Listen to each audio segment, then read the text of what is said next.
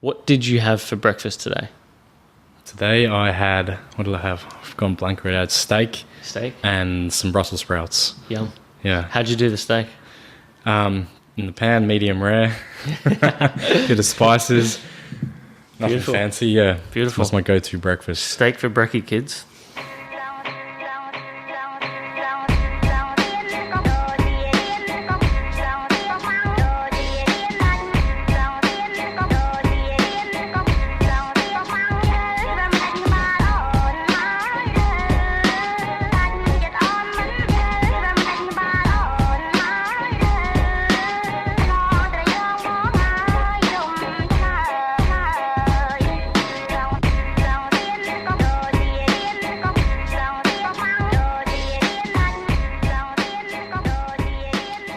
Hey everybody, how you guys doing? My name is Jordan Michaelides. I'm one of the founders at Neural. Neural is focused on the exponential elite, that is males and females who are well educated, tech savvy, hungry for improvement, and always pushing to increase their human intelligence. The question is though, how do they reach that level of fulfillment that the exponential elite go for without having to spend a lifetime looking for it? So we're looking at people like Elon Musk, the Oprah Winfreys of the world, Steve Jobs, and thinking about quotes that Charlie Munger, with his worldly wisdom, have coined from Abraham Maslow. If all you have is a hammer, everything looks like a nail. So the Uncommon podcast interviews high performers and unique personalities to identify commonalities in their knowledge, their practices, their mindsets, their tools, so we can improve. So doing that allows our community to build their uncommon sense, hence the name Uncommon. You can learn a bit more, head to neural.com/podcast. That is neurale.com/podcast. This podcast has been an experiment and we need your feedback as a subscriber. So leave us a review. Make your way to learn more about the competition and prizes that we have going. That is at neural.com/podcast, NEURALE. Some of the prizes include an Apple Watch 2 for all you high performers out there, a Kindle Paperwhite for you book nerds, an Amazon gift card for everyone else. You can also sign up to our, weekly brain food, which is the Monday Morsels at neural.com/signup. Make sure you check it out. So in this episode, we have Eugene Teo, aka the Muscle Mechanic. He's a bodybuilder, strength coach, and educator who's passionate about improvement. I first met Eugene, back in year 12. Look, this guy, apart from being an absolute beast of a human, he's just a genuinely intelligent and thoughtful person. He's got this relentless pursuit of improvement that I think has really led to where he is today. Like with a lot of people who are just type A personalities, he's straight talking, he's non-bullshit, non-bro science practitioner, ready to improve your innovation and intellect around building muscle and strength.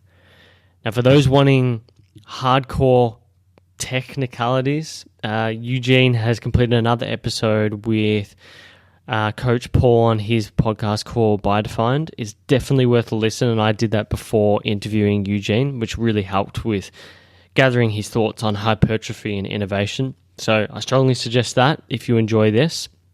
I'm sure Coach Paul would love that as well. His clear focus on improvement is the switch we need in society, I think. Less fixed goals, more continual improvement, and being happy with that.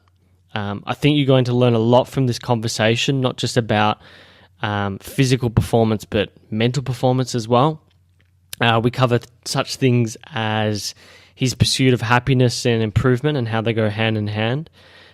Indirect lessons from his parents, the wider health benefits of hypertrophy and what the 3 factors are for hypertrophy. Dieting, supplementation and biomarkers, misinformation with health advice, morning rituals, and his best purchases under $200. Thank you for listening. We had a lot of fun. Make sure you leave a review and enjoy. Alrighty, we're live. Thanks for joining. just want to start off with, really appreciate you doing this session today. Perhaps we should start off with a little bio on who you are and what are you known for and what are you currently, I guess, working on right now. Okay, well, it's a long story, I guess. Thank you for having me on for the first place. I guess I'm best known now as a strength coach and a bodybuilder, I guess. So I really started out in the whole fitness, bodybuilding, strength coaching industry many years ago as a personal trainer working in gyms and going through the natural progression there, seeing a lot of people and training myself. I was always interested in muscle, in growth, in bodybuilding. So that's where I naturally directed my interest towards and my training towards. And then just as the years go on, you sort of culminate some knowledge and took it further where I was competing at national and state levels, winning a few different titles there over the last few years. And through that course, helping a lot more other people doing it as well. Because when you get up on stage, you look decent, I guess. People want to know how you did it. They want to know your advice. And being a personal trainer or a coach myself, that was just a natural progression to start helping more people. And that's what I really enjoyed doing. Yeah. More recently, I've taken more of an educational approach with people. So I don't work in gyms anymore, but I would do a lot more online consulting, a lot more program design, rehab work, strength programming, body composition, nutritional programming as well. And I guess I do run a lot of different seminars and workshops as well, just throughout Australia, hoping to go on international next year. Because what I've found is over the years, I've had a lot of different mentors. I've had a lot of different coaches who I've gone to. That's one of my biggest beliefs is to go find someone to teach you, to fast track your results. And through that, I guess I've been able to mesh together my own sort of systems and philosophies that seem to be a refreshing, I guess, change in the industry where people are seeing, like, I focus a lot more on health. And I have a different approach when it comes to training, design, and programming that's a bit more unconventional, that people really respond well to. Yeah. So there's been a lot more demand to teach that. Yeah. I guess I'd add to those that are listening that from an outsider's perspective, it even doesn't, I'm not as well adept to the industry that you work in, being strength, performance, bodybuilding. If you want to group it under one area, but it seems that, and it sort of seems that what a lot of people will enjoy about your work is that it's very, not so much structured, but methodical and factual. Like it seems that there's a lot of, we all know there's a lot of woo-woo and PT and that sort of stuff across the industry, like by and large. Yep. So I think maybe that's what that approach, and I don't know what your thoughts are about that, but it seems that the methods and it seems like you're really steeped in science and fact as opposed to just woo-woo, if that makes sense. Yeah, well, that's the big thing in the industry where you have the two extremes. On one side, you've got the people who are evidence-based and they're all about the science, and they'll only focus on the scientific data and saying, well, this study shows that you got to train in this rep range or with this sort of loads or eat this certain diet for results. Yeah. Whereas on the other hand, you've got what's referred to as the bro scientists who just say, oh, look, it just works for me. Like I do this, I do cardio at this time because it just works, or I train this way because it just works.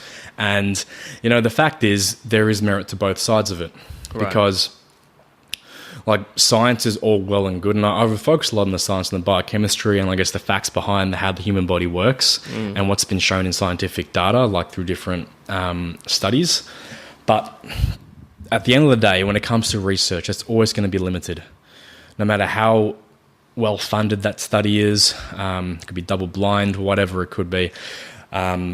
It's never going to completely be able to emulate what's happening to you in your personal environment. Yeah. So with that regard, a lot of what those bro scientists or people who don't really focus on the science at all and just do what works for them, there's a lot of evidence to be gleaned from them as well, you know? Definitely. And I think like some of the best coaches out there wouldn't have a clue about any of the science behind it. And that's fine. You know, they know what works. They've done it for decades across thousands of people. And there's your scientific data. Yeah. Just because it's not in a controlled laboratory setting doesn't mean that it's not valid.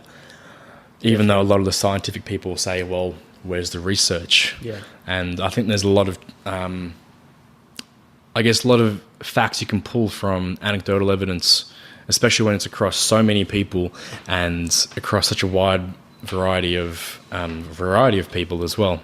Yeah. Well, I think, do you know Tim Ferriss at all? Yeah. So he's one of those guys that is a proponent of the double what does he call it? The double blind of you or something like that. Okay. But it's basically sort of what you're saying. Although that there may be something steeped in science, at the end of the day, there's not 1,000 of you.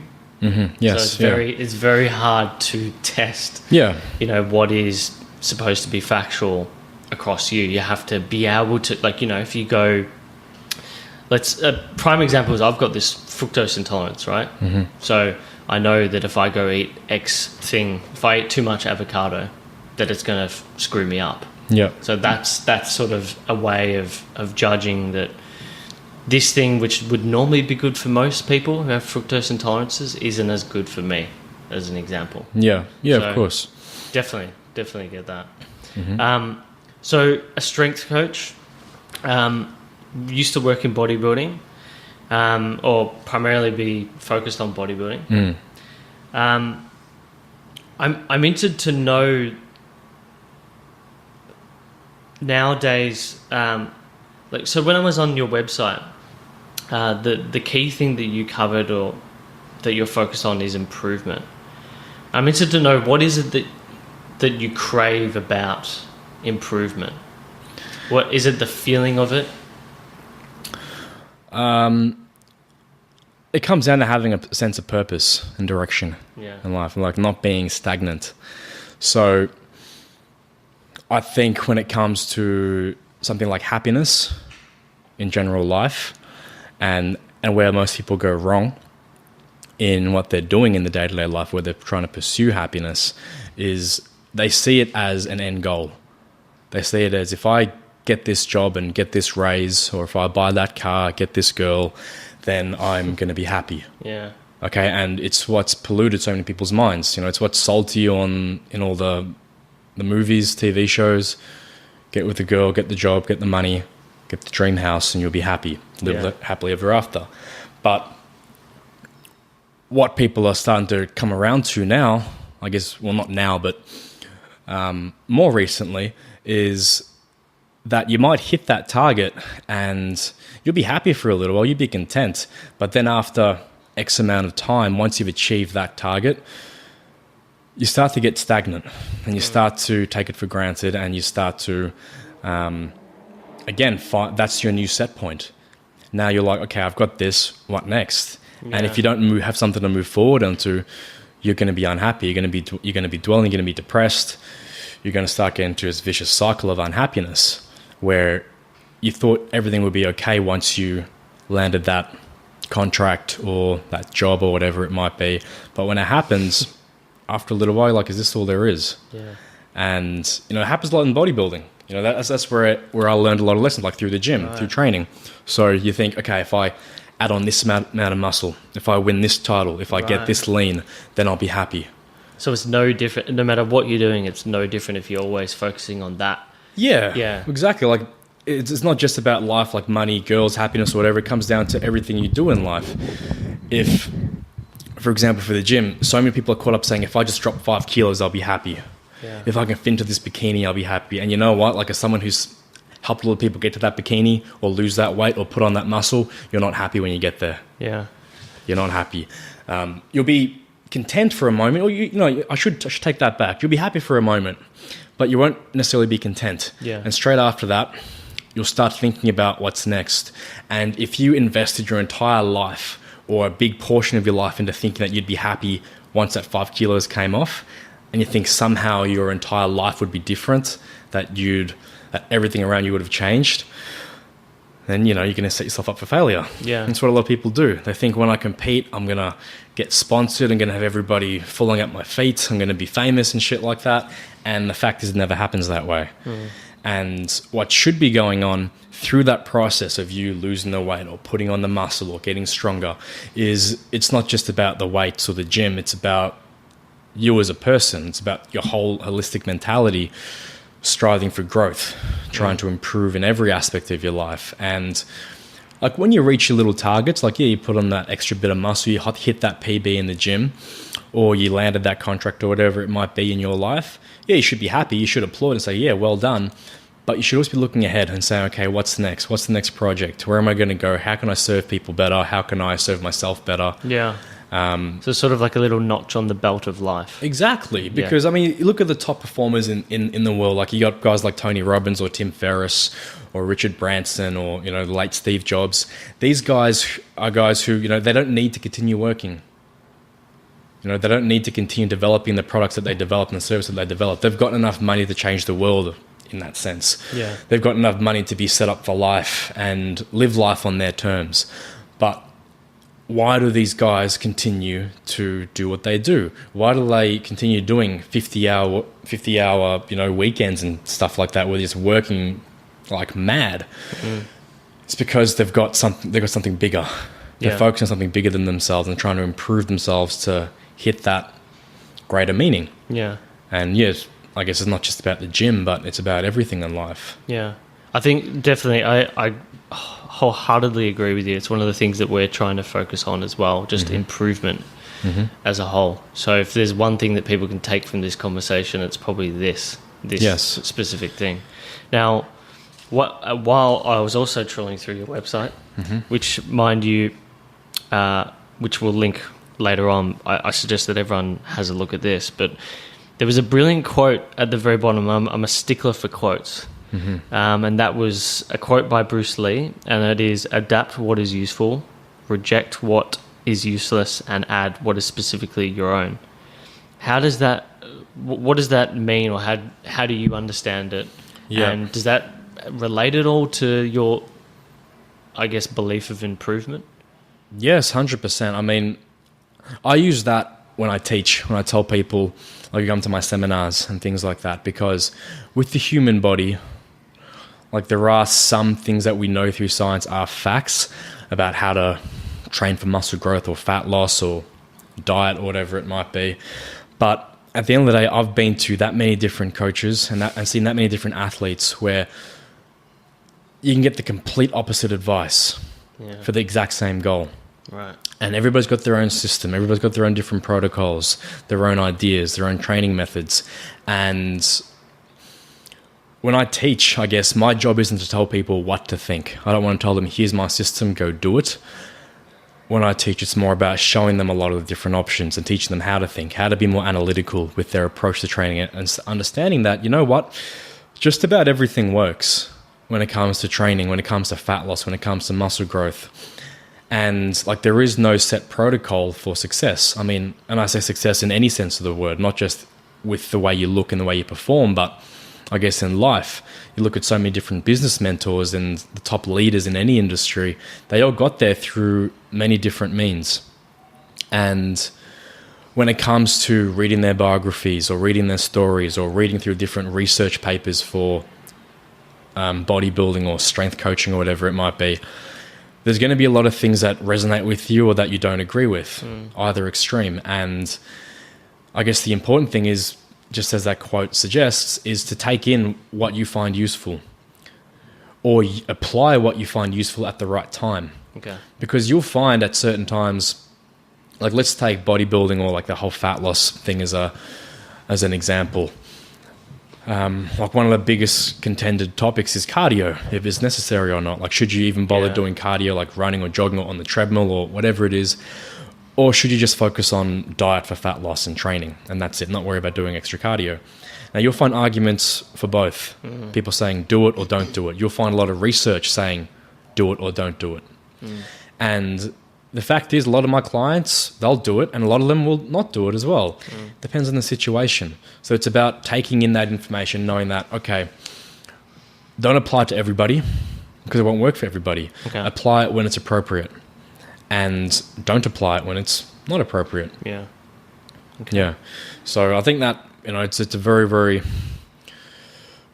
good way, a good ethos to have in your life is to always be open-minded and to new ideas and to take on whatever you can, because that's, again, how you'll grow. That's how you learn. Yeah, definitely. Sort of like building the algorithm of you.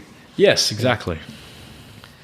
Now, while we're focusing on the man that is Eugene, I'm interested to know, and I ask this of every guest, what is sort of a lesson that maybe you've learnt directly or indirectly from either of your parents? So the example that I often use is with my father. Now, he didn't say it necessarily to me, but I sort of learnt hard work and consistency from him, just by watching him. Seeing how consistent he was with work, what he was doing with his like exercise is a prime example. My dad, to a T, I don't think I've ever seen him miss a day of exercise. He exercises 6 days a week, guaranteed. Always has one rest day. Yeah. So what do you think it is that maybe you've learned from either? It doesn't have to be both or one. I'd say it was, similar to your work ethic. Okay. Like, doing whatever it takes to make ends meet, to support for the family, and like the early mornings, late nights, work and just get the job done. Yeah. And for those that don't know you personally, what is your family's background? Culture, like ethic. So we're Malaysian. Malaysian, okay. Yeah. So, I mean, a big thing in the Asian collectivist culture is for the parents to always want what's best for their kids and to provide and support them through their entire life.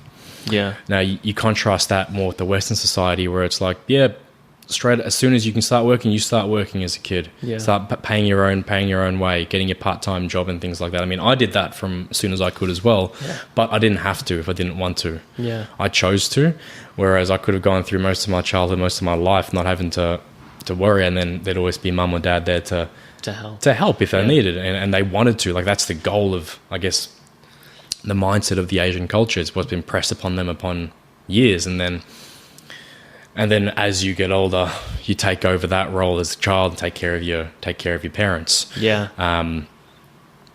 Contrast that, the Westerns is very, very, very different. Yeah. Where as soon as you can, you're out on your own. Move out at 18, start working, and It's funny. It's funny you mention that, because I feel like my family has sort of a clash of both. Like, one of my parents, my mum, is like, I think 5th or 6th generation Australian. So they're very much like that. Whereas my dad's side is Greek. So it's sort of like similar, very family. Yeah, definitely. Is there any weird or wacky jobs that you had as a kid? You mentioned you started working early young. No, nothing at all. I mean, my first job was at Subway making sandwiches. I got that. I mean, I guess the only weird thing about that was I was underage at the time. Like, I wasn't meant to be working, but I've always wanted to work and pay my own way and make my own money, I guess. I didn't like to rely on other people. Yeah. So as soon as I could, I went there, and then I haven't had many jobs. Okay. I'll tell you one thing, I guess, is I don't do very well having a boss. I don't do very well having like an authority figure to tell me what to do or to have a set routine all the time. Yeah. Which is what pushed me, I guess, towards the industry where I have my own business, personal training and coaching other people, teaching, because I just really don't do well in that environment. Yeah. I sort of want to, maybe just before we jump into the strength and muscle stuff, muscle mechanics, are there any other general principles you have in life that sort of guide how you make decisions generally, not just through your business, but whether you go on a trip somewhere or anything else that helps guide you? I guess one thing that I've started to learn to do a lot more recently is to be a lot more empathetic. Okay. I've always known it as a fact as how important it is, to put yourself in someone else's shoes. Yeah. Learned that back in high school reading To Kill a Mockingbird. That was one of the big lessons in there. You put yourself in Boo Radley's shoes and you see the world from his perspective. But God, I remember that book. yeah, I never like one of my favorite books, one of my absolute favorite books. But I never really started applying that until I don't even know when, but definitely more recently, where when I'm going to be guided into a situation or make a decision, or if I'm trying to even look back on a situation, maybe it was a failed business venture, a failed relationship, or something that went south. A lot of people, it's very easy to get very bitter. Right. When you lose something. Okay. Like loss is always going to be there in life, same as hardships, always going to be there in life. And it's very easy to see it as these things are just happening to you, as if you're a victim all the time to circumstance. Whereas, my business partner screwed me over in this sense, or whatever it was. But it takes a different kind of perspective to look back and say, wait a minute, let me look at it from their perspective. Because I don't think, there are exceptions, of course, but for the most part, people aren't inherently bad. Yeah. Okay, there are going to be some nut jobs out there, and you should steer clear of those. But 9 times out of 10, the people who come into your life, they want what's best. That they're trying to help, or they're trying to, do good. And their version of doing good is often going to be misaligned with yours. And that's where you get a lot of rifts. That's where you get a lot of disagreements. That's where you get a lot of failed business ventures, failed relationships, broken partnerships.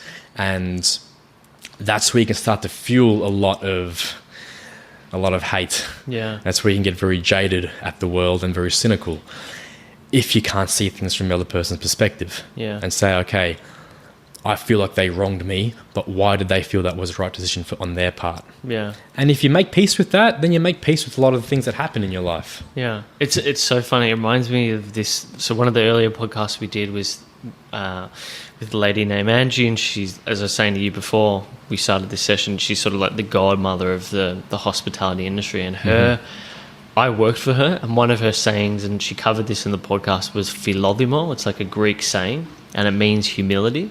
Or being empathetic. And it's so, she covered exactly what you said. But it's very hard the practice of humility is humbling in itself. It is. Like you find yourself immediately just reacting to things, but being aware of it is important to being humble and being empathetic to people. Yeah. I think what you said there, like being reactive, that's something that just about everybody is, to a degree, and learning to control that is something that can tough. Yeah, it's hard, but and I'm still I'm terrible at it. But it's something where I'm constantly striving to do that as well, because you can, I guess, avoid a lot of unhappiness, heartache, and problems just by taking a step back and just thinking a bit. Yeah. Just taking time before you snap back with an answer, before you tear into somebody. Just think about the consequences. Yeah, I guess I used to be very, very impulsive as a child, and grown up as a teenager. I guess most people are. Yeah. And learn to control that impulsion to just react all the time and not think about what the consequences will be. I think it's very important. Yeah, it must help a lot, particularly with clients as well, because I know that even just trying to teach my partner sometimes a particular technique on the bar or in the gym like I said before, that need to initially react and just withholding yourself from doing it. Oh, definitely. I mean, if you want to learn something about yourself, this is any personal trainers out there, try to teach your partner something. Try to teach them how to train. Try to teach them how to eat. And you will learn a lot about patience. Yeah. And you'll learn a lot about being empathetic, because the dynamic's different when you're in a relationship with somebody and trying to teach them at the same time, trying to be their coach. Yeah. And it can get very frustrating. Yeah. But again, the same rules apply. Put yourself in their shoes. Put yourself in your partner's shoes and say, okay, they're getting frustrated, they're getting upset, and the dynamic has changed in the relationship when that happens as well. Yeah. And you think, how can I be more supportive of that? Yeah. How can I make it a little bit easier for them and be a bit more patient? Because then it's a whole new world. Yeah. I really like what you said for a PT to try and coach their partner. Yeah, I mean, so try good. coach your partner, try coach your mother, and you'll see what happens. Like, you'll learn a lot about yourself. Yeah. Now, I want to get into, I guess, your unique perspective. So, anyone who would go on your site, as you said before, would understand that you're a coach, bodybuilder, strength professional, I guess. Mm-hmm. Some people would know you as the muscle mechanic. Yeah. What are your general principles? And I'm just going to add into this as well, because this is sort of a bigger picture question. I sort of see two different areas: hypertrophy. Maybe you could cover what that is for people, and I guess your general principles. So I know that on the website you covered the 3 laws of hypertrophy. Yes, okay. And perhaps as well, secondly, going into innovation, which just sort of reminds me of what Pavel Satsulin says, which I think is greasing the groove.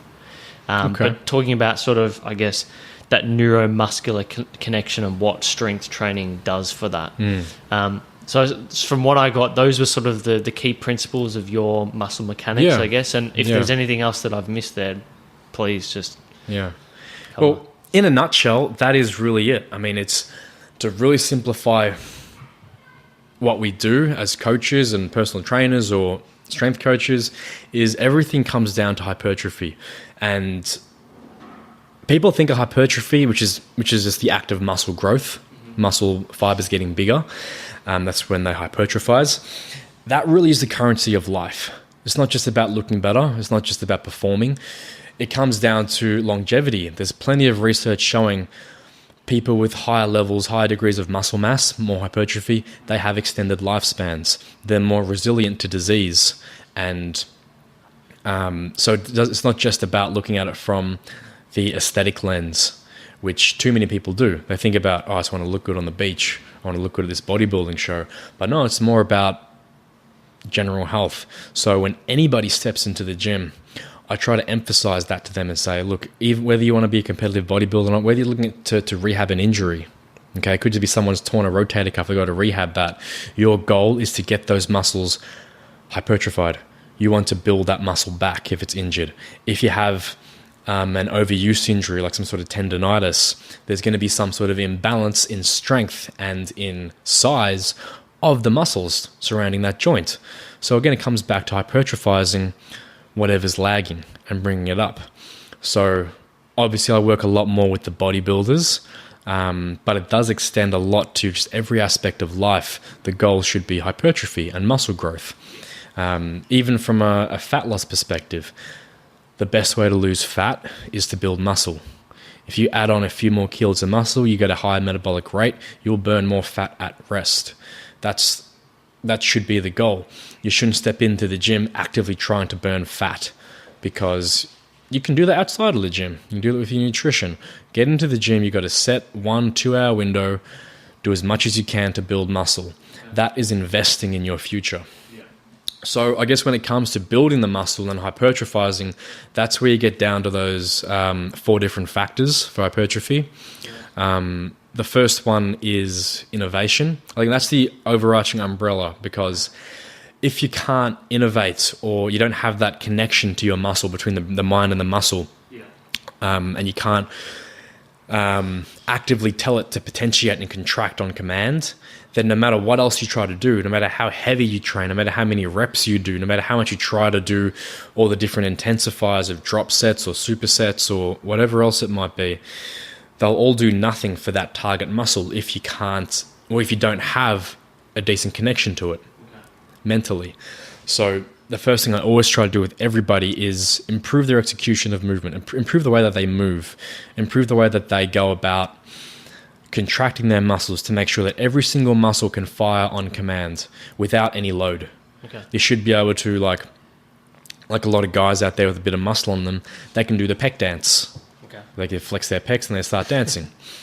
Now, that shows that they've got that connection to their pecs between the mind and the muscle, between their brain and the pecs. And the brain sends a nerve impulse, travels down into the muscle fibers, tells them to contract.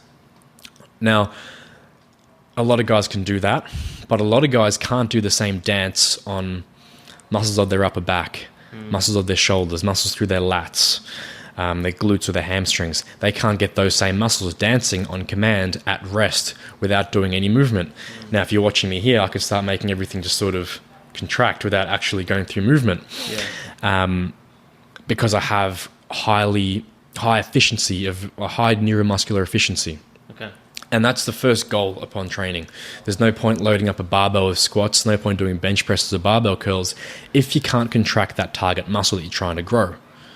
So that's where my mechanics come into it, because unless if there is a complete severage of that neural link through some completely random event, like there is maybe spinal cord injury or something like that, which is extremely rare. Yeah. But apart from that, you should have the ability to contract every single muscle within reason on command in your body. Maybe you might need to adjust your position a little bit, but your brain should have the ability to send that nerve impulse to the target muscle and tell it to fire. If it can't, you need to put your body into a more mechanically advantageous position to allow for that. So let's take the chest, for example. If you bring your arm out to your sides like you're trying to make a T shape, and you try to flex your chest in that position, you can't get much out of it because it's not a very mechanically advantageous position. Okay. Now, holding your arms out to a T, if you then bring them in front of you, so they're now in front of your body, now if you try to flex your chest, you can get a much better contraction because you've changed the mechanics of your body, which puts the pecs or the chest muscles into a more mechanically advantageous position. Right. And that's really useful. And that's what I focus on for a lot of people, because everybody's got their lagging body parts, from both an aesthetic, the way they look. They might have, not wide enough shoulders, not enough thickness through their back, or it might be a rehabilitation issue. Okay, maybe their chest is overactive and their lats aren't firing enough to balance out that rotation of the shoulder joint. Yeah. Maybe the traps are overactive, causing them a lot of neck pain, a lot of headaches, a lot of breathing difficulties. And it's about finding out what's weak and what's inactive, what's lagging in their body, and bringing about change in those fibers, first of all through innovating them. Yeah. Once that's achieved, then you can move on to the next three factors, which is where you really spend the bulk of your training. And this is where I come back to that Bruce Lee quote, where it's about taking in as many different systems as you can, applying what's useful when it's appropriate, and not applying what's not useful when it's not appropriate. So this is where there's a lot of disparity in the industry. People are saying, here's how you should train for growth. You should train with high reps. You should train with heavy weights, or you should train without either of them. Just focus more on damaging the muscle fiber through different techniques to create a lot of metabolic stress within the muscle fiber, which would then initiate a growth stimulus. And the fact is, everything works. Like we went over before, there is a time and place to be using all of the above. So the three different factors I talk about, the first one is pump or occlusion. If you push blood into the muscle, it's going to cause some growth stimulus to a degree. How much varies from person to person, how far you take it. So, but that's a very, very valid way. So a lot of people are saying, yeah, you got to train with high reps to create growth, and they're completely right. On the other extreme, you have people saying, and this is another factor, which is intramuscular tension. Creating as much force within the muscle, which means using heavy weights and moving explosively as possible. So that's the other extreme, where you might be using more maximal weights. So you'd be using lower reps, more towards a 3 to 6 rep range continuum, even going down to doubles or singles, more of a powerlifting approach. That sort of training does work as well. It causes a lot of growth, and it is one of the other factors for hypertrophy. But the fact is, again, it's going to be applicable to only certain people at certain times. Right. And the final factor is muscle damage, or creating metabolic stress in the body. So doing things like forced reps, extending the set well beyond your physical capabilities, doing drop sets, forced stretches where you're holding a stretch under load, which creates a big pulling effect within the muscle, and it creates a lot of damage and tears all the microfibers within that muscle fiber, which then stimulates growth. Yeah. And again, so these are all very, very different factors for hypertrophy. Everybody, that a lot of top coaches, they have their system saying, oh, it's all about strength. It's all about reps. It's all about creating this stress within the muscle fiber. And the fact is that they're all right. Yeah. Everybody's correct. And it's more about periodizing that into somebody's plan. Yes. So all of this is coming back to me now because I listened to that. You did that podcast with bioDefined, I think it is. Yes, yeah. I'd recommend if there's any PTs or professionals in the industry who want to get more in depth to this stuff, definitely listen to that podcast because it was brilliant. Really good podcast. So one of the things that you mentioned in that, as we're getting into programming, is, and maybe I'm just assuming for myself, but I've tried this over the last few weeks, was periodization and cycling through those different, I guess, methodologies that you mentioned, right? Yeah. So as an example, maybe there's switching from doing lower rep strength-based squats versus higher reps. The example I was using for myself was, and you mentioned this on the podcast, I noticed sore lower back and sore, not scapula, but like round the knee, basically. So a lot of my exercises, the amount of reps I was doing was more built towards strength. But over the last week or so, I've switched to more of that pump, I guess. Yeah. So higher reps, going 12 or so, 10 to 12. Maybe you could cover a bit on structuring a program and what are the best ways for structuring periodization or cycling through the pump, the strength, and the other component that you covered. Yeah. So, of course, you got to understand that it's very, very individual. Yeah. But you mentioned that in the podcast as well. It's hard. It's one of those things that you need to sort of see the individual before. Of course. But I guess some very, very basic underlying principles to understand is there's always going to be like the law of diminishing returns always holds true. Yeah. Okay. Like I said, all those four different factors, they work. They're very, very important. But if you focus just on one, over time, you're going to get less out of it. That's just the law of accommodation. That's just a basic law of the human body. It doesn't just apply in training, but it applies to everything with life. There will be a point of diminishing returns when you do the exact same repeated effort over and over and over again. Your body gets stagnant. So that's where periodization comes from. It comes out of that law of accommodation, where it's more about how do I change things up to avoid the cliche, but to keep the body guessing. Okay, it's not about doing it every single session, trying to mix it up, but over an extended training cycle, understanding that after 4, 6, 8, 12 weeks, however long it might be, there will be diminishing returns. And it's important to then switch things out, because not only are you getting diminishing returns in terms of results, but you're also setting yourself up for a lot more injury risk. Yeah. And mentally as well. Yeah, definitely. Yeah. It's very, very mentally fatiguing. And I mean, with everything that you do, there's always going to be a certain risk to reward ratio, especially with training. Like training heavy is a fantastic stimulus for growth. Very, very good. I'd say it's probably the best one out there out of the three factors to stimulate growth. Progressively overload your weights, get stronger, you will be bigger. But as you reach higher levels of strength, as you do that strength style program for an extended period of time, there will be diminishing returns, but the risk is still there. You've got the same amount of risk, if not more risk, and you're getting less reward out of it. Right, yeah. So it's only a matter of time before something snaps. Yeah. So that's where it's important to cycle in another style of training. I mean, you could just stop training altogether and just deload for a few weeks, chill out, do something else. But obviously, for most people I deal with, they love training. So it's about finding ways to keep them training, to keep them progressing, because they want more out of it. They want faster results. So to keep them active, to keep them continuing to see results, but by changing the stimulus. And luckily, we have these three different factors to play with to give us a variety of stimulus. Yeah. Okay. It's such a brilliant way of looking at it now. Obviously, for the individual, it's going to be harder to get a more tailored program. And I can't wait for the next time you run one of those sessions that I've seen through the website and whatnot, because I definitely want to join. But general principle wise, it's good for people to look at it, to scroll through those three.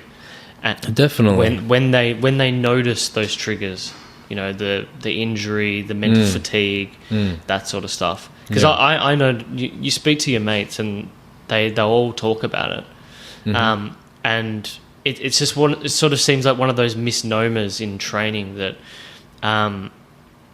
that's that the talk of the plateau. Like it feels like the plateau should not be something that exists, but yet we still talk about it. Yeah. So using what you've spoken about is something that can really help ordinary individuals a lot with being consistent and continuing their training. Definitely. Now we've talked about training and programming and cycling through.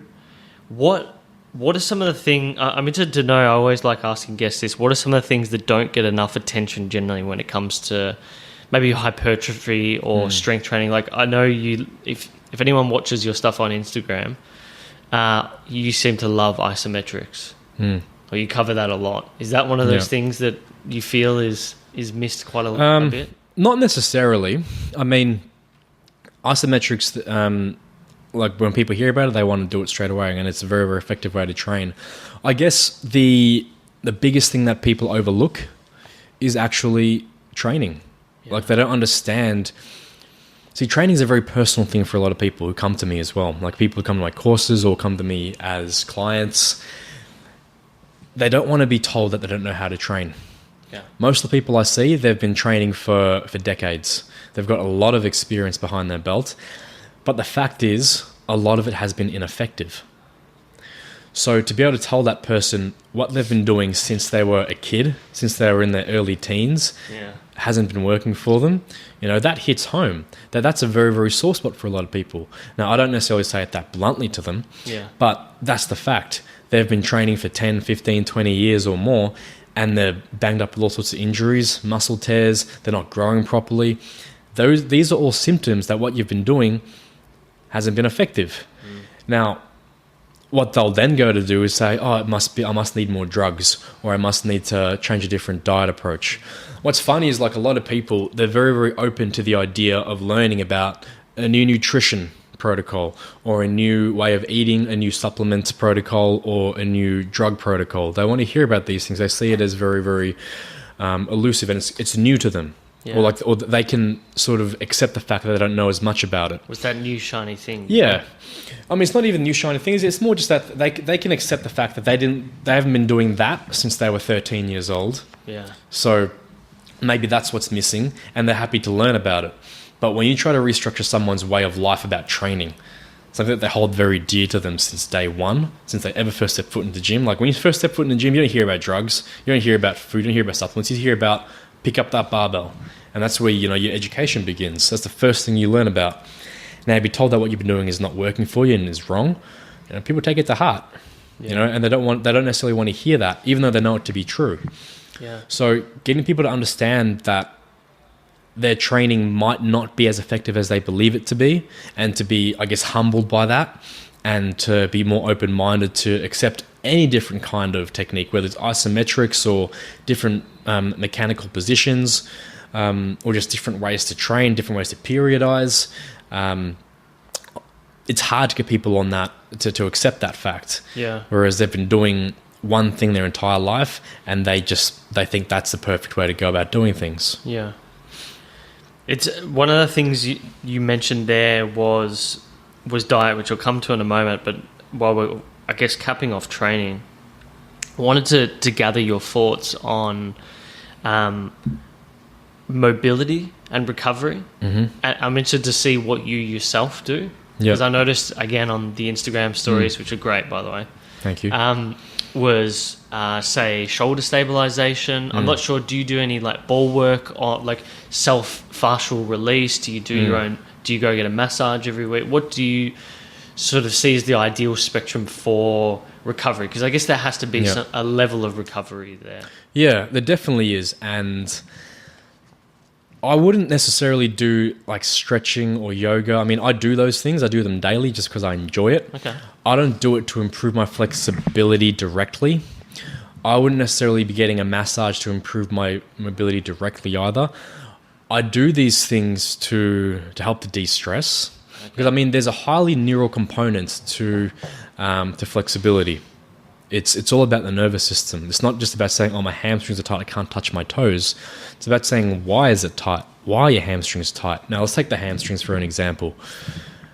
Most people have struggles with that. Like, they can't touch their toes with straight legs. So they'll spend most of their time doing yoga or doing stretching and just trying to touch their toes. And, you will make some progress if you were to spend a good half hour to an hour every single day for about 6 months, which is a big investment for little return. Yeah. The more important thing is to look at, why are they tight in the first place? Why is the brain locking you out of that range of motion? It'll do that as a defensive mechanism. So what you got to understand is, all the brain cares about is survival. It doesn't care about touching your toes, doesn't care about growth, doesn't care about fat loss. It just cares about surviving. And if it's telling you to not be able to reach your toes, if it's restricting your mobility there, it's because it senses some sort of danger. Not that you'll die if you touch your toes, but it senses some sort of weakness, some sort of instability, and its protective mechanism is to say, don't go there. Hence pain. Hence pain. So what usually happens in that regards is people will have weak glutes or inactive glutes. What that will then lead to is instability through the hip joints, and the hip flexors will then take over, and they'll get very, very tight, just to support the hips a lot more and provide some stability. As that happens, as the hip flexors get tighter, that starts to rotate or shift the alignment of your pelvis, which causes a lot of tightness in the hamstrings. So that's where it comes to. That's what it comes down to. Yeah. It's not about saying the hamstrings are tight. The hamstrings are tight because of a symptom of something else. Hamstrings are tight because the hip flexors are tight. Hip flexors are tight because the glutes are weak. Yeah. So instead of stretching all day, spend time trying to stabilize, trying to improve the firing rate, try to improve the strength of the glutes. And then through natural progression, everything else will get looser. Yeah. Because the brain now senses, oh, I can get there now. I can Yeah. relax, I can chill out and not hold as much tension everywhere. Okay. Apart from that, like stretching and yoga, I do it as a de-stressing thing. Something to focus more on breathing, stimulating the parasympathetic nervous system, help balance out all the stressful work that we do. And that in itself helps the brain relax, helps it switch off. And that will then, by that rationale, improve flexibility as well, and mobility. Well, that's what I had, I guess, as a subsection to mobility, is hormones and stress. And because I know, I work full time, I have this business as well, I train as well. That's all stress. So dealing with stress is an important thing, right? Yeah. Is there any recommendations that you have for people for dealing with stress? Is it just what works for the individual? Or you yourself use yoga? Yeah. I like yoga, and I like just walking outdoors. Okay. This is like part of the thing with cardio. People saying, should you do cardio for fat loss or anything like that? I say, it's not about fat loss or heart health. It's about the indirect benefits. Like when I walk, I clear my head. Yeah. It helps me switch off. I usually get lost when I go for a walk because I don't think. Yeah. I just headphones on. I might not even play any music. I'll just have my headphones on to block out the world a little bit, and I'll just walk. And that repetitive motion, that really helps to calm down the nervous system, helps to relax everything, helps to... that's what humans were made to do. Humans were designed to be walking for days on end. As, 10,000 odd years ago, when we were cavemen, we were made to walk for extended bouts. Now we don't. And we lose that aerobic capacity that stimulates that relaxing response in the body. Yeah. So I think, a lot of people need to prioritize that a lot more in terms of de-stressing, just finding what works for you. It could be meditation, it could be yoga, it could be stretching, it could be walking outdoors. And if you're not doing enough of that, then you really can't be pushing yourself in the gym. Yeah. You can't be taking on extra stress in your life. Even though like training stress is a good stress, if you're adding that to your work stress, to your emotional stress, to your psychological stress, then that can become overburdening, and that will impede your results. That will disrupt, of course, all sorts of hormonal issues, because it all comes back to stress. Your body has no idea recognize a difference between you stressing because you're running late for work and you being attacked by a saber-toothed tiger. It senses them both as the same stress. Yeah. And it releases the same hormones. It has the same physiological responses in the body. And if you're chronically doing that, over time, you start to get a lot of issues like insulin resistance, where you can't handle carbs as well. Your digestion starts messing up, sucking a lot of bloating and indigestion, a lot of pain. You start to get a lot of achiness in your joints. Your muscles start to get a lot tighter as well, because your muscles have got to hold tension to prepare you to react and to fight. And you'll even find, in terms of cognitive functioning in your brain, say, for example, you're being attacked by a saber-toothed tiger, all you care about is running away and surviving.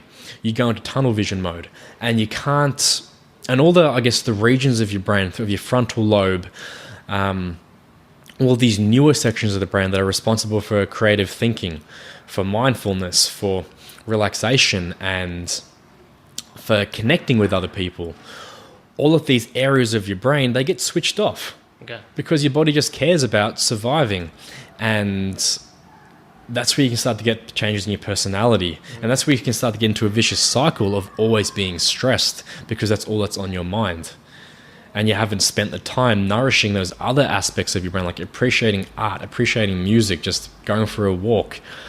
Those sort of things, those areas of your brain are very, very understimulated because we're so chronically stressed. 100%. I mean, yeah, like I said, having to deal with it myself, I've realised that just going for a walk for 40 minutes in the park is just amazing. Yeah, definitely. And seeing that green, the greenness is so relaxing. Some good lessons there, definitely. I want to take us to nutrition. Okay. Any general principles that you have on that? I know that I'm interested to get your general view on grains. I'm not sure if you wrote a post years ago or a while ago about gluten, or may have been someone else, but I'm interested to get your thoughts on that. I've seen you do intermittent fasting every now and then. Mm-hmm. As well as talking about what food can do to athletes and exciting them, because that was one of the key things that I got from that bioDefined podcast was how you view food and the excitement of it. Watching the Food Channel, stuff like that, I think is lost on a lot of people. They sometimes just look at food as only fuel, when sometimes there's a need mentally to view it in a different light. Yeah. So a lot of questions there. I guess, again, like this is why that quote's on my website, the Bruce Lee quote, because it covers everything that I do with training, nutrition, with life.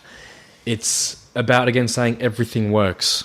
It's about finding what's practical, what's useful for you or for your clients at a certain time, and applying it. So things like intermittent fasting. Fasting is a fantastic tool for longevity and for fat loss and for overall health, for brain health, heart health, gut health, digestion.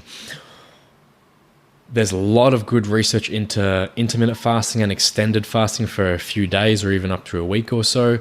They've shown that fasting for 72 hours initiates the immune system to start producing stem cells. It helps to reset the immune system, so that the body will start healing itself. But at the same time, it's not for everybody. Depending on the circumstance of the client or yourself, depending on your current goals and the situation, intermittent fasting won't be applicable. If you're trying to gain size and you're trying to shovel in a lot of food, it's probably not going to be easy or feasible for you to intermittent fast for half the day. It might be, but it might not be.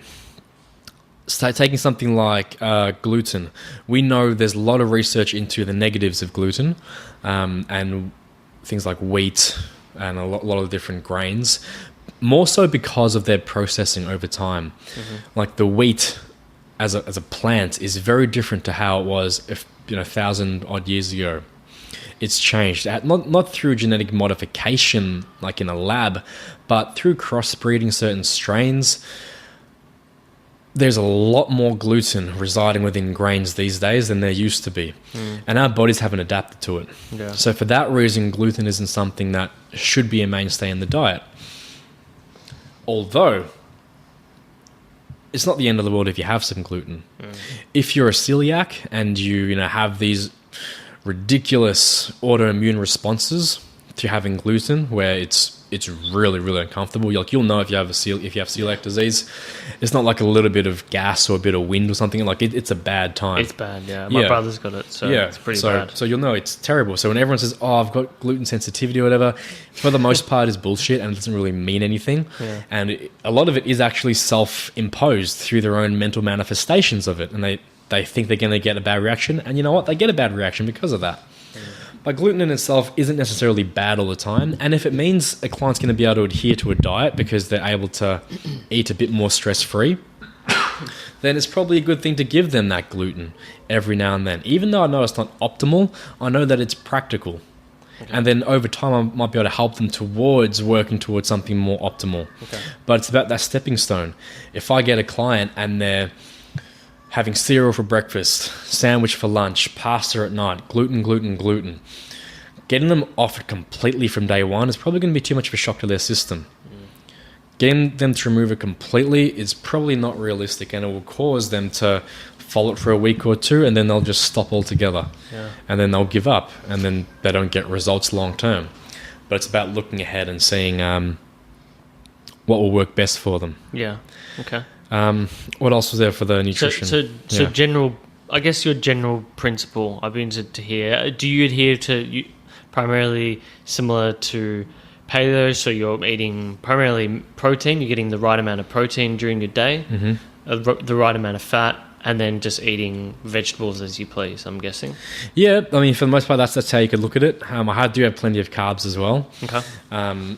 Do you normally go for things like rice? Or? Yeah, more rice, potatoes, fruits.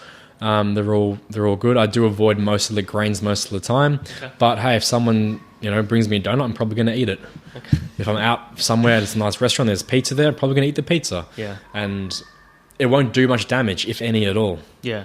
It's such a microscopic it's minute, and I'm not a celiac. If I did have that issue, or if I was under a lot of stress at the time, it probably could, because you've got to look at the ways that gluten interacts with the body. Gluten causes a lot of issues in your digestion. What else causes issues in your digestion is stress. So if your body is already stressed out from whatever it is in life, too much training or too much work, life, relationship, emotional stress, psychological stress, if those things are all going on, your digestion is impaired already. If you add a little bit of gluten to that mix, that could really mess things up. So it's about, again, understanding that and knowing when it's appropriate. So if I'm going through a very, very, very intense training phase, it's very stressful on my body. If I'm going through a lot of work stress, I'm traveling a lot as well, or doing other things that are very, very stressful on my body, I'll make every effort I can to avoid gluten. Because it could be that straw that broke the camel's back and wrecks my digestion long term. Yeah.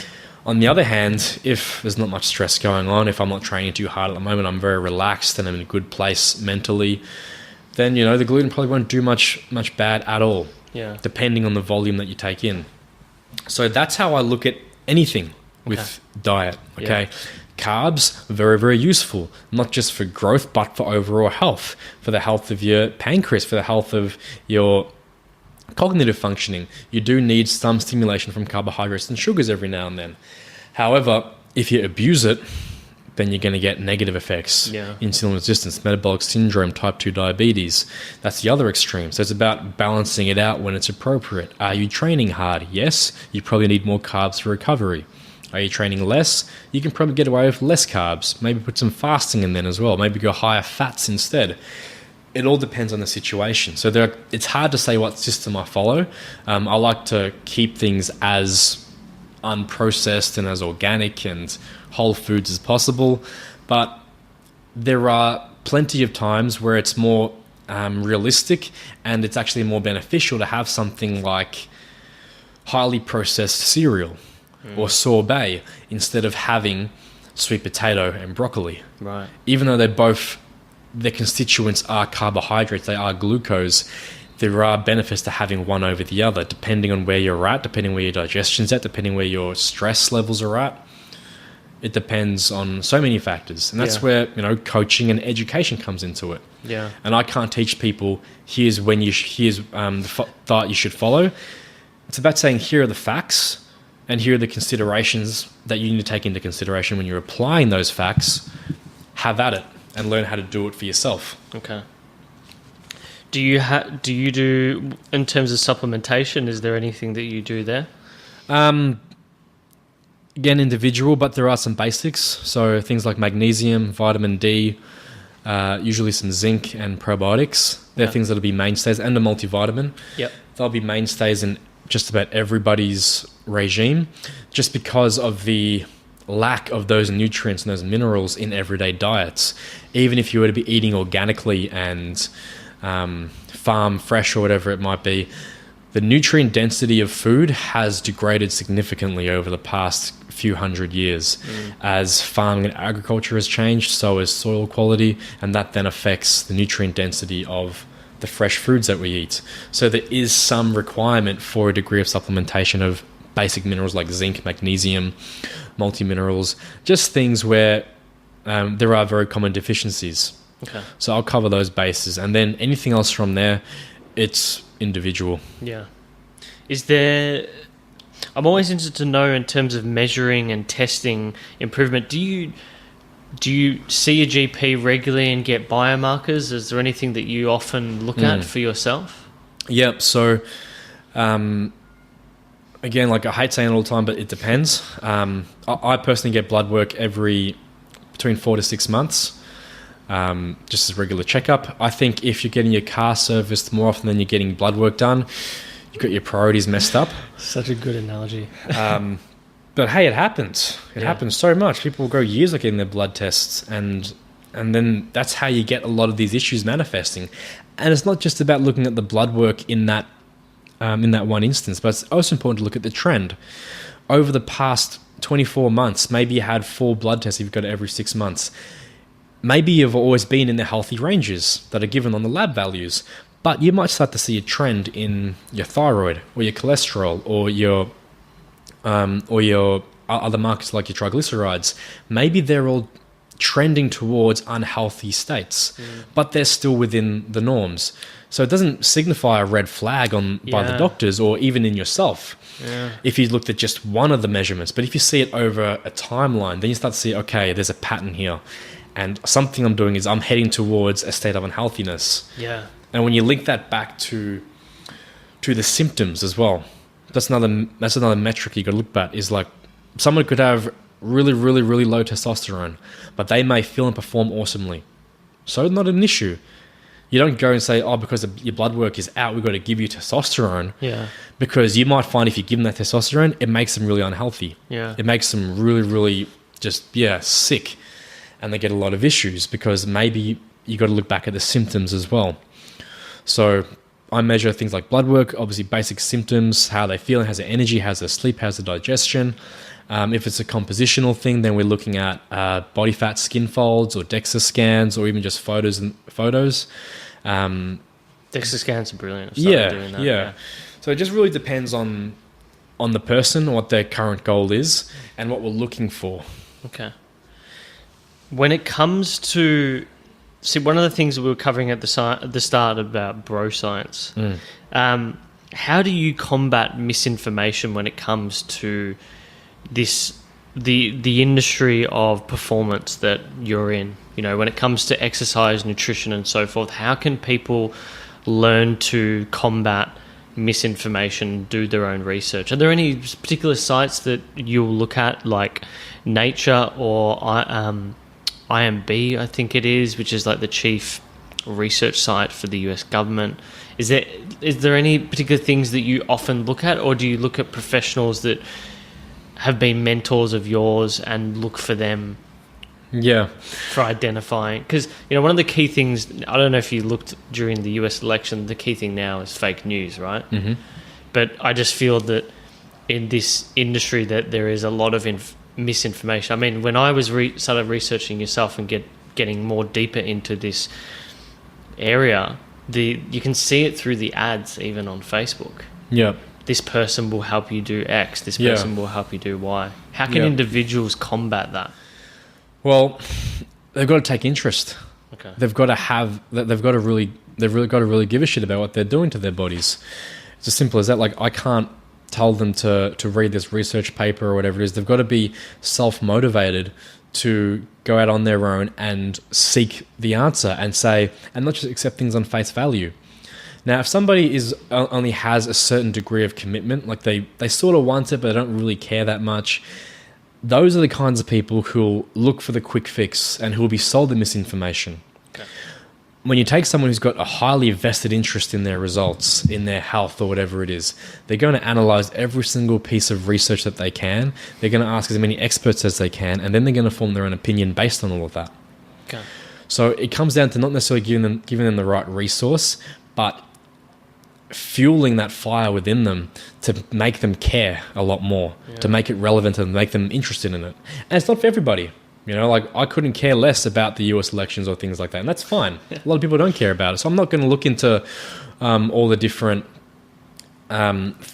research, or I guess, or like who's leftist or Democrats. I don't even know anything about that sort of stuff and what their party promises and all that sort of thing. I don't know anything about it, and I don't have an interest in it. Now, somebody could probably try and convince me and make it interesting to me and make it relevant to me, and then I'll care about it and I'll do my own research. Now, but the fact is, because I don't care about it that much, I'm very susceptible to influence. Okay. Somebody can show me a Trump meme and make me not take him seriously and not want to vote for him if I was, to be voting. Yeah. Somebody can show me some misinformation on Hillary and make me not want to vote for her either. And if I don't do any of my own research, all I'm taking is that face value. All I'm taking is that potential misinformation. Whereas if I really cared about and dove deep within both of their histories, both of what they really care about, who's going to help America more and help the world more, and look at their real deep underlying agendas, like that's a hard task to do. Yeah. That's a lot of hours of research and really caring about it. And the only way you're going to do that research is if you really do care. Yeah. So that's what it comes to with, I guess, helping people navigate misinformation is... You have to care enough. Yeah. Like, give a shit about it and get them motivated. Yeah. And if they're not motivated and you can't bring that out in them, that's fine. Yeah. Then, I can't help them. And that's okay. You can't help everybody. That's good. I like it. I want to get sort of slower into or start moving into sort of our quicker questions, but to finish off this section, I guess, what I noticed, I'm just interested to get your opinion on this.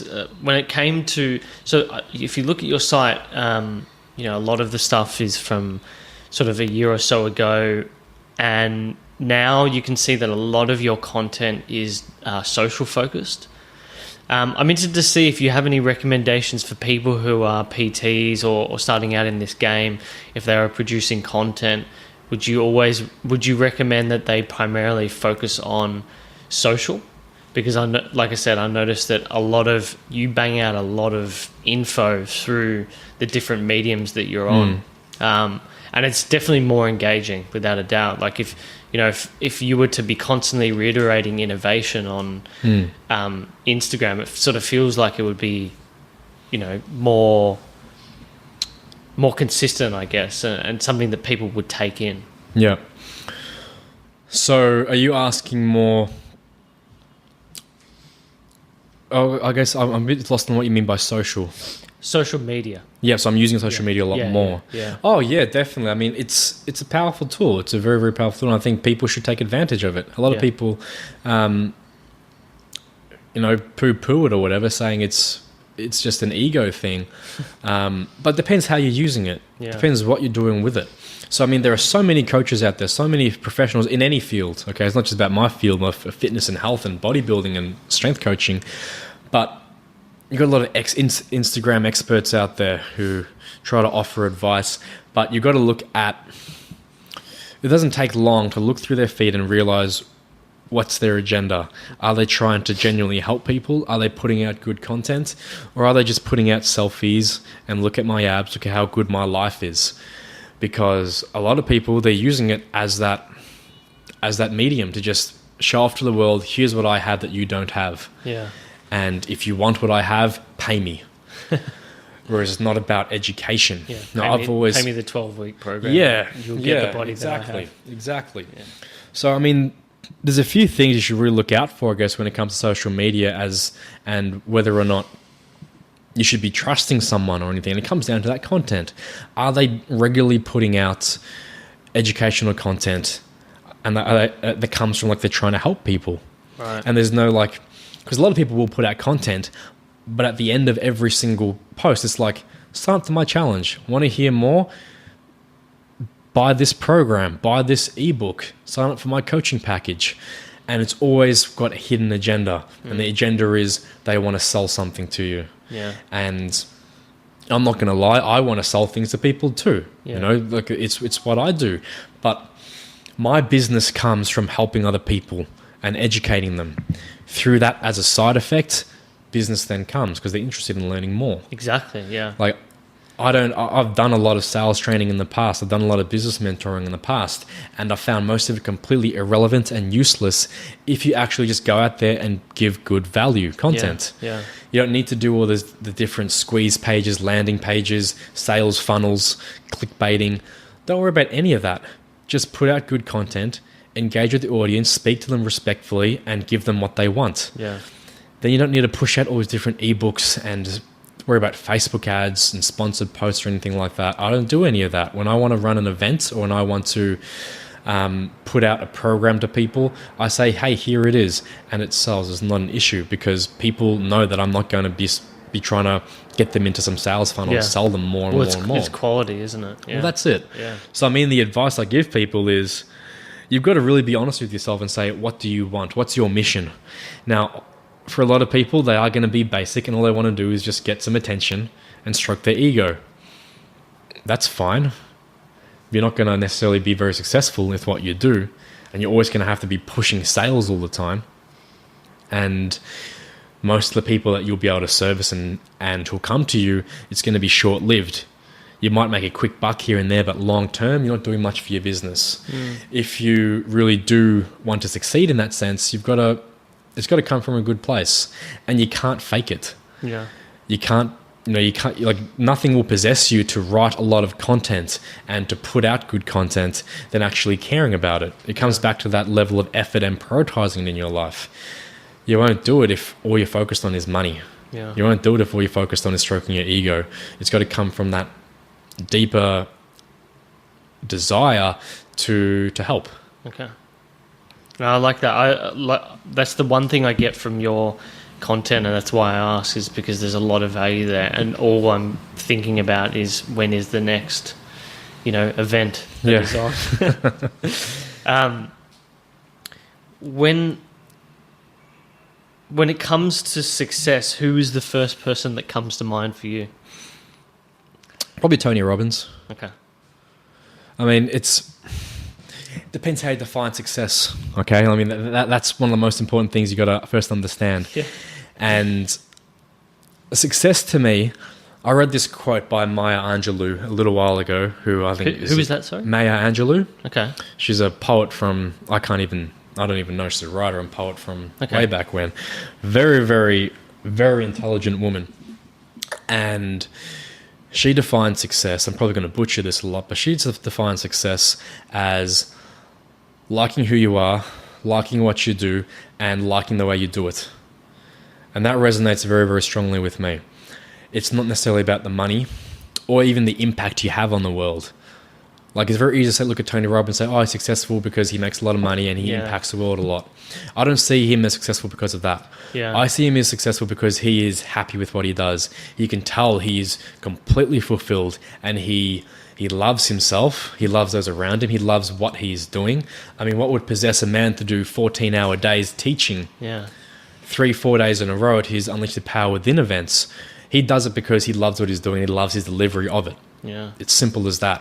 So he's successful in my eyes, not because of his philanthropy. It's really a tongue twister for me. Yeah.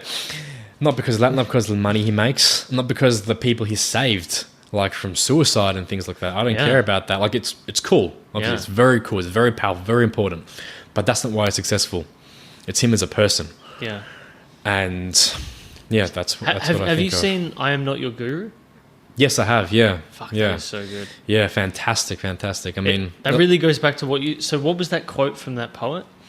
so success is defined, or she defines success as liking who you are, liking what you do, and liking the way you do it. Yeah. Because you can really see that through that documentary that he 100% is aligned with that. And I mean, you know, he was saying something along the lines of he gets that euphoric feeling from helping other people. yes, yeah, and that's exactly right. I mean, and some people get that same sensation doing something completely different, and that's fine.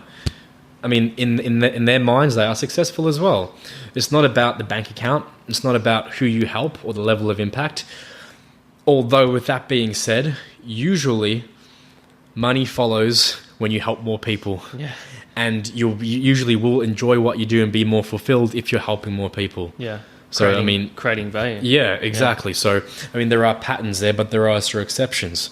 So, that's how I really view success. And I mean, if one of those three factors, I mean, so success is liking who you are, liking what you're doing, and liking the way you do it. If one of those is misaligned, then you won't be seeing yourself as successful just yet. You won't be content or happy. Yeah. And that's okay at that point, like it's something to work on. Yeah. And that's that never-ending cycle. That's why Tony Robbins still does what he does. That's why he still works so hard. God, that man's a beast. He's also fucking huge. Okay. Going into the quicker questions now. Do you have a morning ritual? I try to. I won't lie though, I'm not very good at keeping it. Okay. Most of the time, let's say 4 or 5 days a week, I'll wake up. I like to wake up relatively early, and I'll make sure the first few hours is blocked out. I don't speak to people. I avoid social media, avoid emails, and I'll go for a walk or I'll stretch. I'll take my time over breakfast, and then I'm ready to do whatever it is I need to do.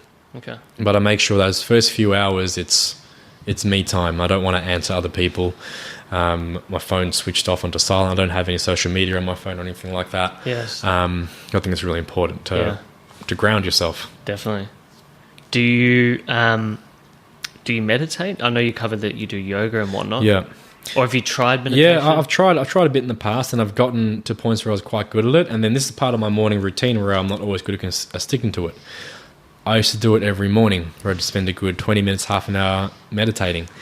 And to the point where, like, have you done meditation much? Yeah. You get to that point eventually where you're sitting there, and when you get into that fully meditative state, like your arms feel like lead, and you can't move. Like you're not asleep, but you're not conscious either. No. It's a very unique sensation.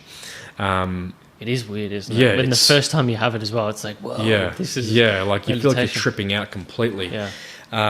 But I was doing that for a while, and then I just sort of fell out of it. Simple as that. Yeah. And I didn't prioritize it enough. I did other things instead, and now I'll go try to do it, and I'm restless again. Yeah. And it's something that I do need to kickstart again. Yeah. Because I it's did very it. effective. I did it for a while, and then I fell out of it as well. And now I've gotten back. I've done it, so I'm just trying to consistently do it twice a day to try and ingrain it better. Yeah. But it is hard. Yeah, definitely. What's a question that people never ask you that you sort of wish they did?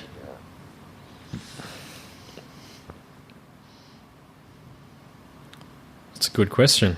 Mind you, we can come back to these. I've got heaps. Yeah. I honestly, I couldn't think of it because I get a lot of questions, and I like all the questions that I get. I never leave feeling like I'm wanting more. Yeah. Yeah. Cool. Yeah. Any purchases under $200 that have sort of changed things for you, or best purchases under $200 in the last year or so? Good book. Good book? Yeah, definitely. I'm very big on books. They're cheap, and you get to live that person's life. Yeah. You get to see it from their perspective. Like, I've spent a lot of time where I'll be reading, obviously, educational books, more about like different diet, ways of eating, different types of training, the sciencey stuff, psychology sort of things. And they're all well and good, but I've found a lot more value more recently in looking into not necessarily biographies, but just people's stories. Yeah. Like life stories or their memoirs or certain events or whatever. find that so fascinating, because for that time you are living their life and you are experiencing it the way they experienced it, and then you get an understanding on their perspective, and it comes back to that whole empathy, walking a mile in the other person's shoes, and it's really eye-opening. Like, I guess one of the most impactful books I've read ever, and it happened to be this year, was a book called In Order to Live, by Yeonmi Park, I think. She's a North Korean de facto. Oh my God. Yeah, my friend was telling me about this book. It was the most haunting book I've ever read. Right. Like, to see she's young, she's like 21 years old, 22 years old now, so she's still young. And this is her story from when she was a kid, a teenager, having to flee North Korea, going across to China, a lot of human trafficking going on over there, and the whole issue, but until she finally got to real freedom. And like, reading some of those chapters, like, it was heartbreaking. And it really makes you appreciate life that we have, like the freedom we have in our society, and to think that there are people out there living like that, and also to think that there's a lot of evil in the world, that there are a lot of people who are taking advantage of others. And like, you're not going to get that out of a book on nutrition. You're not going to get that out of a book on psychology. It comes from other people's stories. And it's sort of like an indirect. I love biographies. It's probably my favorite form of book. Like, I'll read I've been reading a book on super intelligence recently, and I know what you mean. It can be a real, I guess, not struggle, but you like the topic, but you're sort of grinding in a way. But when you get to a biography, you're just flowing completely through the book. You're immersed. And it's sort of in like it. an indirect mentor, isn't it, in a way? Exactly. I mean, if you can't find a mentor, find their writings, find their books, and learn from them. So, if you were to gift a book, would it be that one? Yes, definitely. Okay. Every time. All right.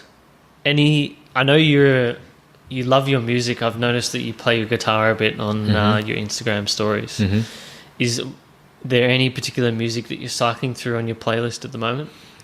Well, no, I've got a very, very wide, eclectic taste in music, I guess. Being like, as a kid, I was very heavily into the rock music. I was a guitarist, so I love all of that. And that's usually what I go to for training. But every now and then I want some heavy rap or R&B instead. If it's in the morning, I usually put on some sort of jazz or samba, something more upbeat. If I'm just focusing, studying, or chilling out at nighttime, I'll put on something electronic. Okay. So it's, a very, very wide taste of things, depending on the circumstance, I guess. Because music is something that invokes different emotions. It stimulates the body. You might need to be more aroused. You might need to be more relaxed. You might need to be more focused. And for that reason, I listen to a very, very wide variety of music. Probably our last question, or maybe I'll cap off with this, which I like to always ask every guest, but what is something that you believe that nearly no one agrees with you on? Or what important truth do very few people agree with you on? Or the other way it is framed is, what insight about life seems obvious to you but not to others? See, that's interesting, because there's nothing in life that I think is obvious to me.